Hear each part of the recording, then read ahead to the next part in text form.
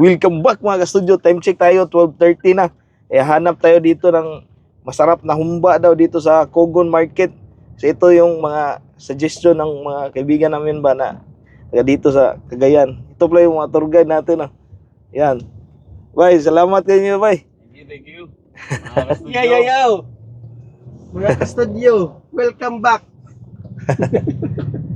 So sila yung guide natin sa Cagayan. Tapos hindi din nila alam yung mga lugar dito.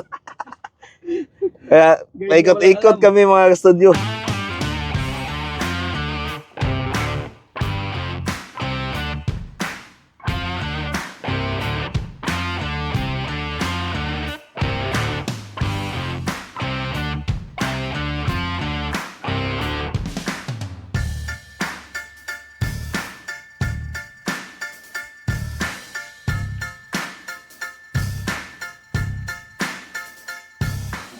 Ang daro na eh.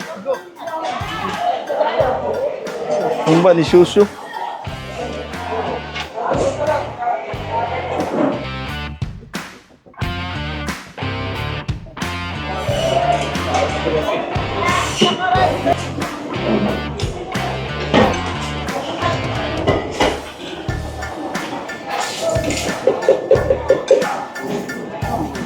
Mga ka-studio, waiting muna tayo kasi naubusan ng humba dito. Sobrang daming bumili. So, yung bus na yan yung bago.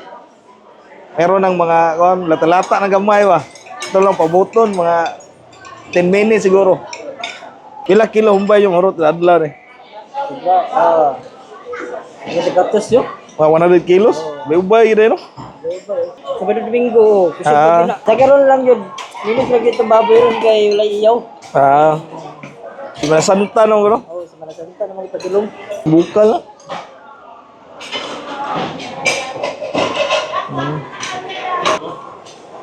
Tak na po na yun.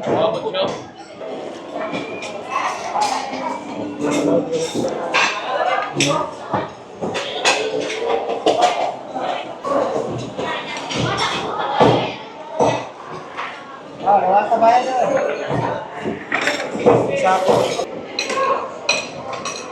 70 pesos wala yung humba la dito.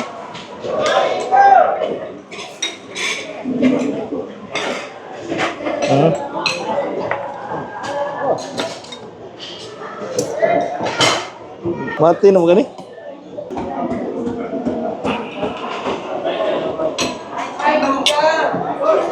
Gita ba? Ito na yun mga ka-studio. Nag-order tayo ng dalawang humba. Ito, 70 pesos. So, dalawa to siya, 140. Kain tayo mga studio. Thank you Lord for this food, amen. Tara, tangatog sa baw rin. Ayan, daming kumakain ngayon dito ba. Kumain natin yung sabaw lang.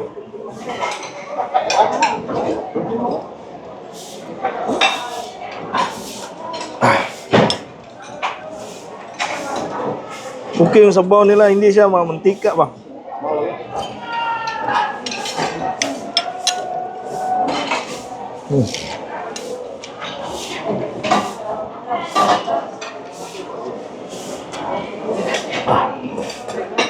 Init pa kayo. Kumain natin itong humba lang.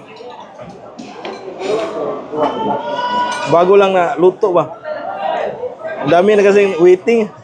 Kuwan ko lang kung talagang malambot na to.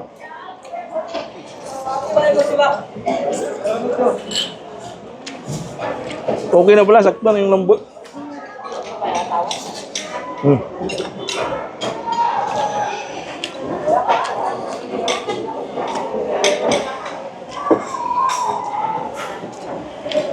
Humuk mo, guys.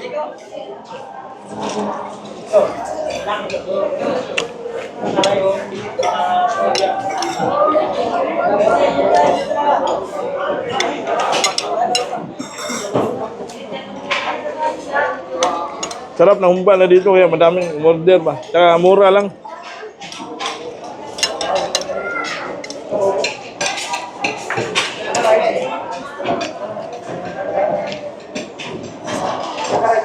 Hmm.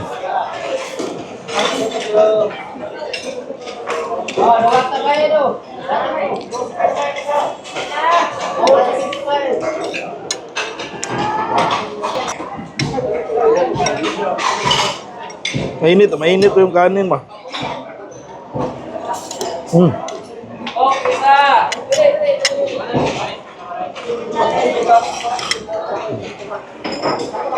Tama.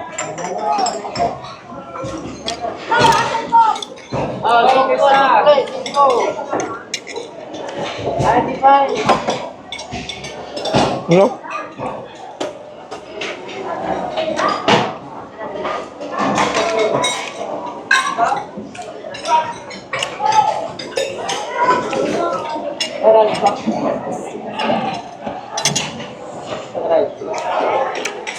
Yes, dungag, isa.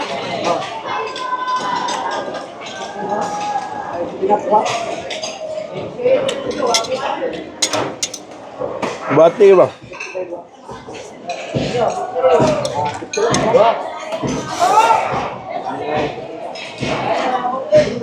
Wala naman, pinsir magkatan.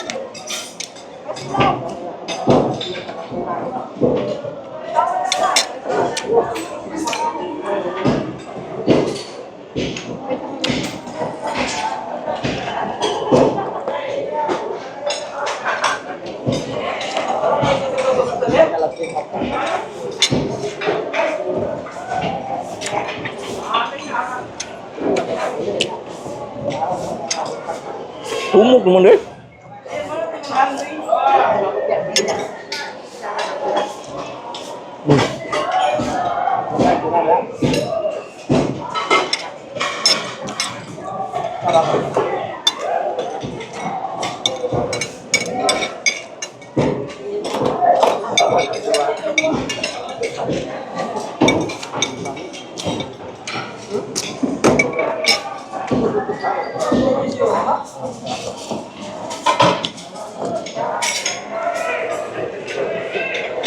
Daog, paningot eh.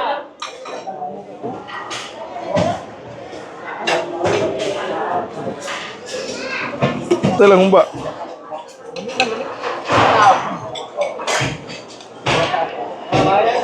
Ma'am, di na ka magumba, ma'am?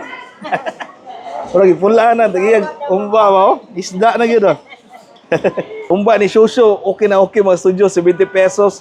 Sulit na sulit. Kasi meron na siyang maraming sabaw kasi masabaw yung humba nila ba. Masarap naman yung lasa ng kuha nila yung sabaw kaya mapapakanin ka talaga.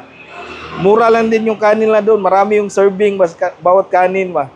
Nasa loob lang sila ng wet market kaya maraming tao talagang bumibili. Tapos yung iba sa bahay na kumakain, nagte-take out na lang ba. So overall mga studio, panalong-panalo kasi pangmasa yung humba ni Shusho. So, kumakain ka doon, makakatipid ka talaga. So, hanggang sa sunod po na mga kainan dito sa Cagayan de Oro. Maraming salamat.